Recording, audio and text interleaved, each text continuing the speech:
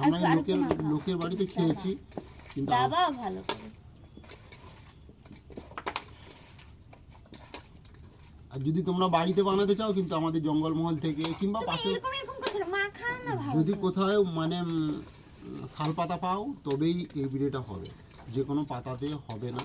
হবে কেন হবে না? হবে, কিন্তু সেই টেস্ট লাগবে না এটা। আর শাল পাতার যে একটা গন্ধ, মানে কি বলবো, ওই গন্ধটা মাংসের সাথে আর এই চালের গুঁড়ির সাথে ঢুকবে, ওই স্বাদটাই মানে অন্যরকম। তুমি খেয়েছো কোনোদিন? আমি খাইনি। আমি খেয়েছি। তুই খেয়েছো? তোর মা খাইনি, তুই ছানা খেয়ে নিয়েছে। সেই দিন আনছিল ওই যে ওখান থেকে না, ক্যামেরাম্যান উধার মে ফোকাস করো লাইট। কিভাবে আমাদের ভিডিও শুটটা হচ্ছে। হ্যাঁ, হয়ে গেছে, এবার চালের গুঁড়িটা দিয়ে দাও।